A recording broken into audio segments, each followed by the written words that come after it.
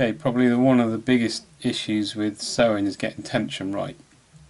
You can sew with bad tension and it looks reasonable, but you'll have problems in the long run because it's not tight and not holding the fabric properly.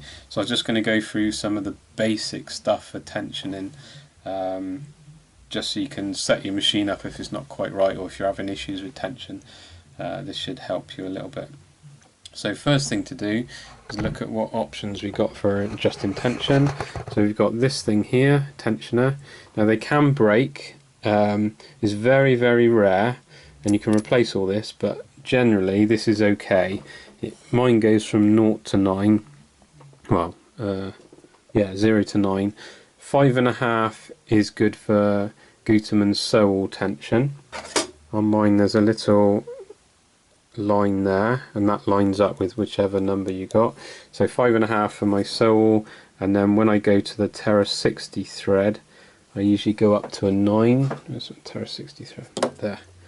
So this stuff is a lot thicker, and I go up to 9 for that because it needs a lot more tension to make it work properly. So that's one option to adjust your tension. The other tension is down here on your bobbin. So generally I have 2 bobbins because there's tension set on here, and you don't really want to move this very often because it can cause a lot of problems.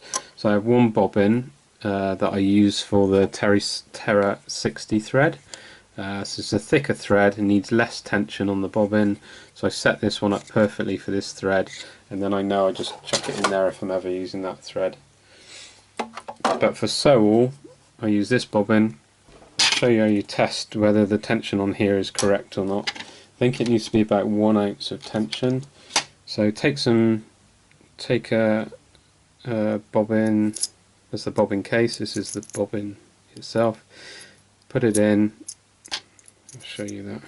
So the thread always goes over the top, comes out over the top.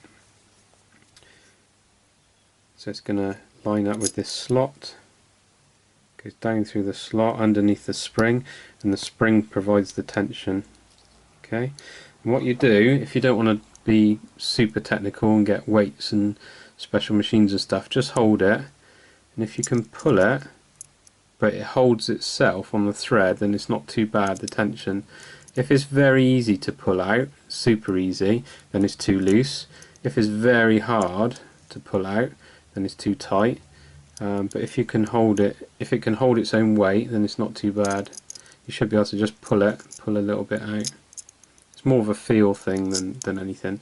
Now, if it's too loose or too tight, there'll be a little screw on this spring, and that's the thing you change. Now, it's super sensitive, so you just want to change it.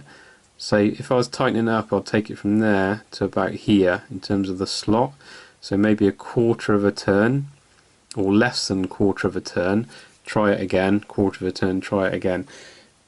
Get the rough feel for it on here, and once you're happy with that, you put it in your machine and have a go, but you may need to take it out again and adjust it.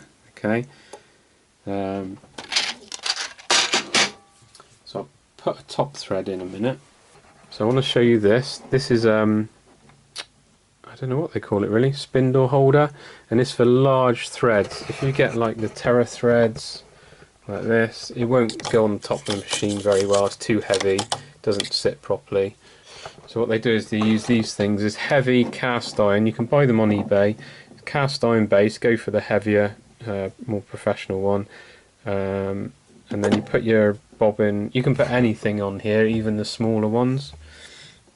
They sit on there very nice, and the thread goes up over the hook and then onto your machine. Lots of people didn't realise on the top of the Gutermann's threads, at least, there's a little gap, a little line with teeth in it. When you're not using the cotton, just put your thumb over it and pull it into the teeth and it holds the thread. A lot of people don't realise that. If you just put it on the bottom spike, goes up over the top and then onto your machine. I won't do a threading tutorial because every machine is different. You have to do it how your machine needs to go.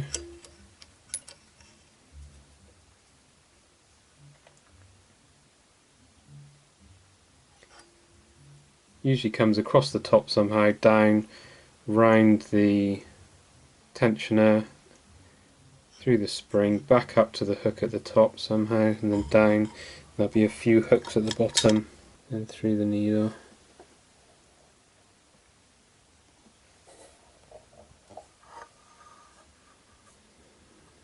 And then you have it, hold on to it, put it down once, pull it, and it pulls the bottom thread up.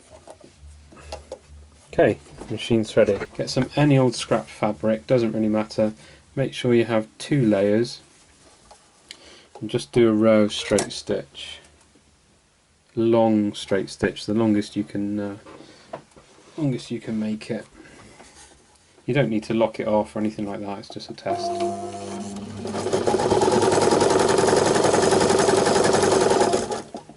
Do a short line.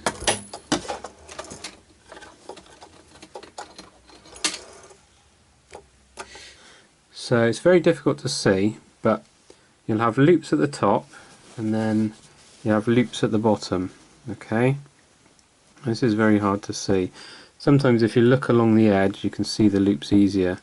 Now you can see here there's a bit of a gap between these loops. Yeah, these gaps here between these threads, a little bit of a gap, so that's not good. And the top side is almost straight running across. Very little gap. So there should be no gaps, but that top thread shouldn't be as straight, which means the top thread tension is too high. If you look, it's on 9. Just about see it. And that was because I had it set for the other thread, so I'm going to put it on 5.5, and that should solve that problem. Now that looks better to me. So here we've got very tiny gaps now between the different stitching. Focus that in here. Very tiny gaps. On the back, again, very tiny gaps again, so better. It's very hard to see, so I'm going to put a picture up now that will show you the differences between where the top tension is too high or low and the bottom tension is too high or low, and then when it's just perfect. So I'll show that now. You can see here the differences between the stitching on your fabric when the tension's not right. Now, if the tension is not right, you can adjust this here, higher or lower, to give you more or less tension. And on the bottom side tension, if there's loops on the bottom of the fabric, if you get little loops and it's all loose, then the bottom tension is too low and you need to tighten up the little screw in the bobbin case, like I showed before. If there's loops in the top, if it's all loose, if you can move it with your finger, then it's too loose on the top and you need to tighten this tension here. Okay, play around for about an hour and eventually you'll get it perfect. Sometimes you can pull the middle and you can see the crossover of threads in between. Very difficult to see on this camera. You'll see crossover of threads in between, and if you do, then it's set up just right.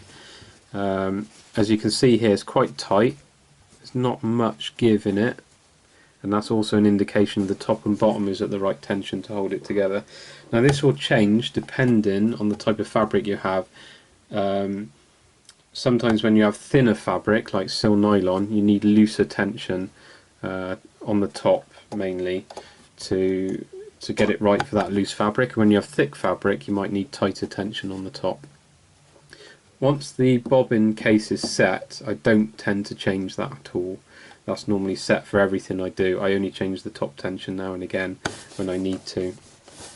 So hopefully that's sorted out all your tension and things like that.